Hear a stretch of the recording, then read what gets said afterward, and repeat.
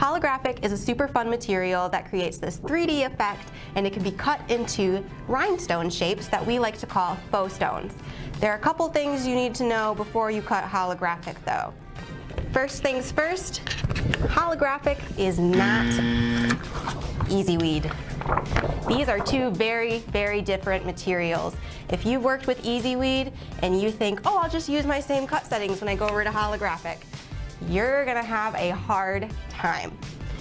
So, first thing to remember is that it's not like easy weed, it's much more rigid, and it's actually made up of little layers that create these color changing chip effects. So when your blade cuts in to the adhesive side, it actually needs to go through all of those layers and then slice. Whereas easy weed's just one layer, super simple, super easy. So holographic cut settings on the Silhouette Cameo are blade 3, speed 8, and pressure 14.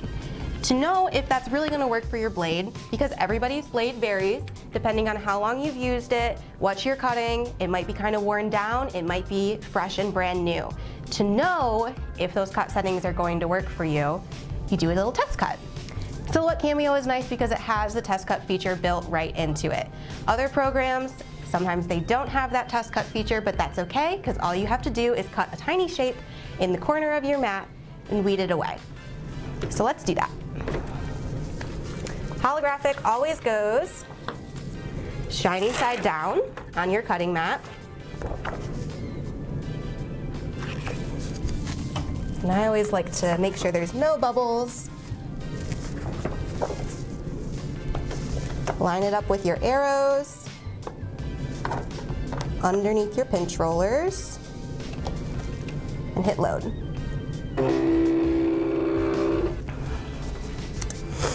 Now, like I said, the Silhouette Cameo already has that test cut feature built in, so all you have to do is come to your send screen on the Silhouette Studio, pardon me, and then you just hit test. Make sure though, before you do that, that your blade is actually over the material, so you might need to either pull it with the arrows on the machine or within the actual program. So I'm going to do it up here because it's easier.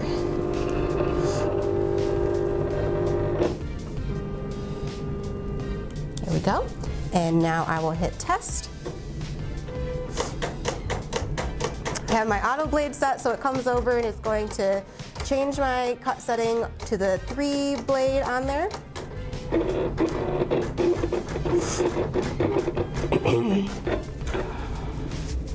And when it's done, all you have to do is unload it and weed it out.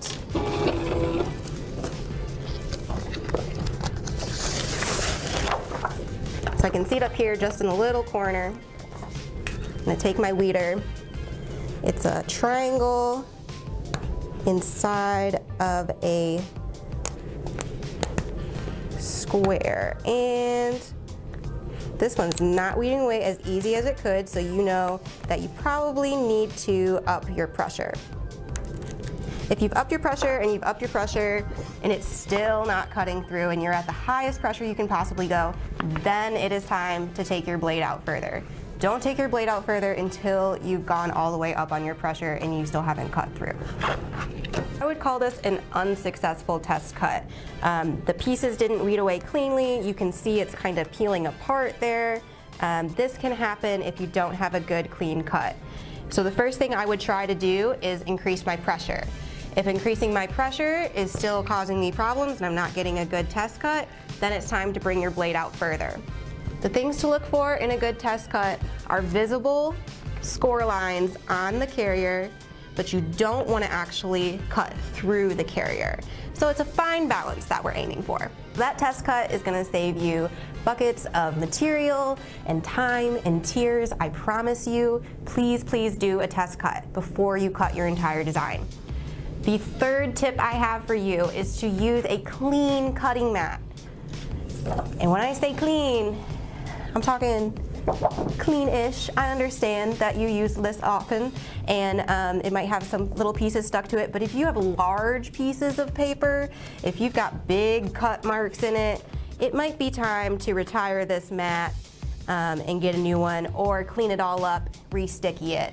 Because just that little piece underneath the rigid holographic, it's gonna feel it. Think Princess and the Pea. This little piece is gonna be a huge problem in the long run.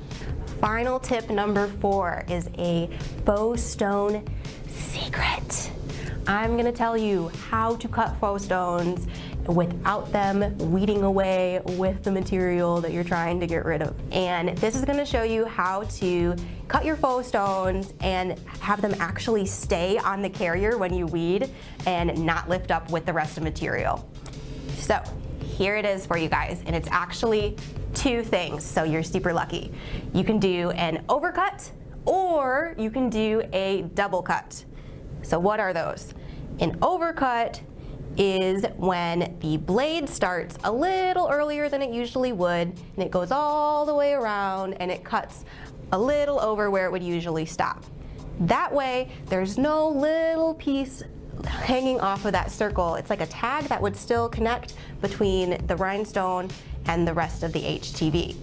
The other option for you is to do a double cut, and that tells your machine to go through, cut everything once, and then it tells it to come back through and cut it all over again. So it's gonna do twice on there.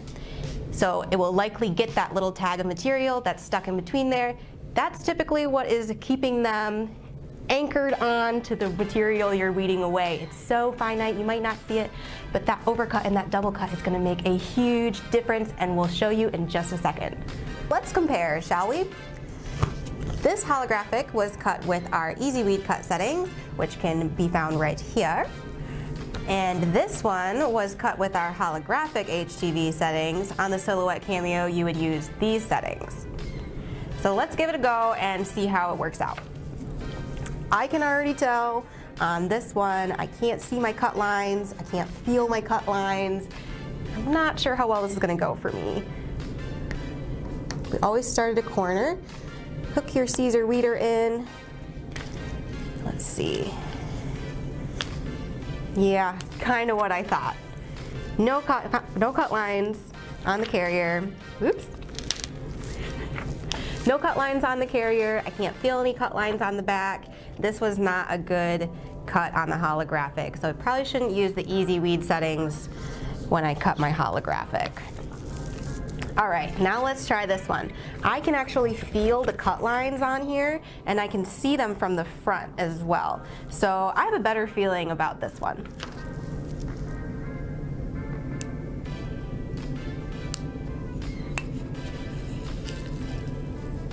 Okay, progress, progress.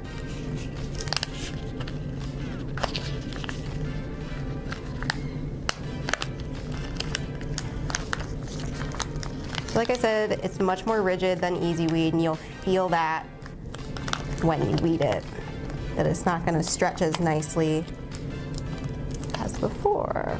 In this one,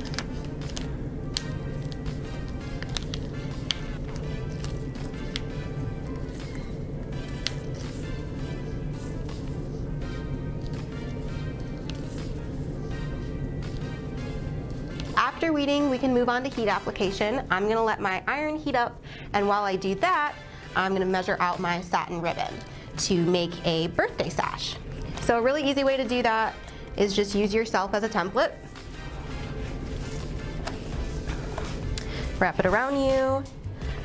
I've measured it out before, and it's about 60 inches on me, but that will probably change depending on the person you're making it for.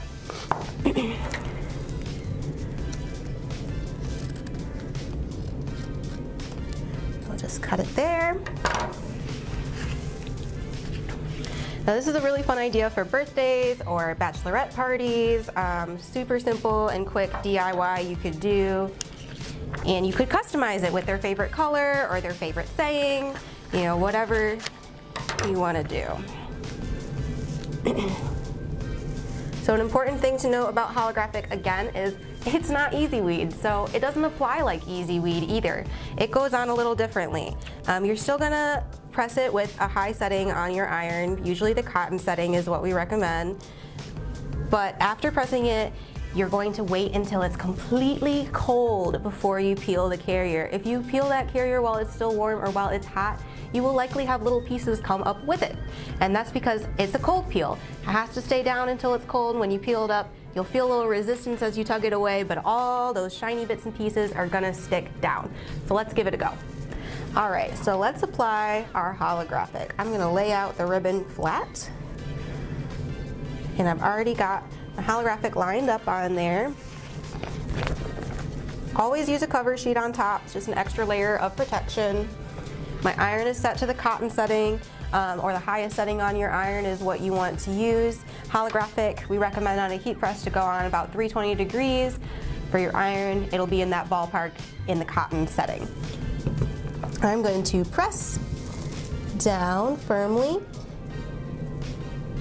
for about 15 to 20 seconds. Since my iron has cold spots on it, I'm not sure if it's getting evenly heated, so I like to add on just a couple extra seconds.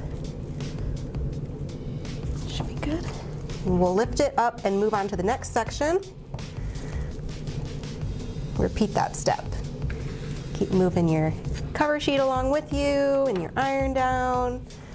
Just keep pressing. We don't want to slide because that can cause the HTV to slide as well, and you might ruin that alignment that you just figured out. You got it placed all nice and pretty. You don't want to slide it around with your iron. You just want to lift and press. You know, we give you a range of time to press down on, but it's always going to vary a little bit depending on what kind of iron you have, how hot it heats up. So don't be surprised if you do have to go back like that and hit it for another 5 to 10 seconds in different areas. Again, wait until it's cold though before peeling. Okay.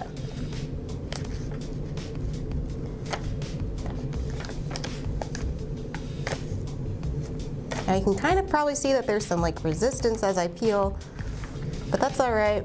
That's just the nature of holographic. And since the stones are individual shapes, sometimes they don't like to stick down all together.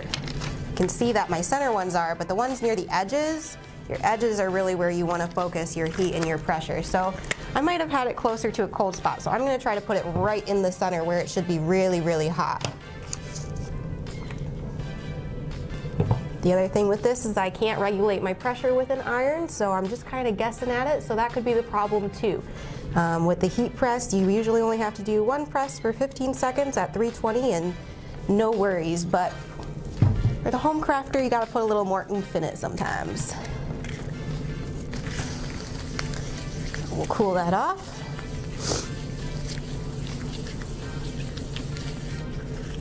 All right, third time's a charm, right? Aha! And there she is for you. Finally 21.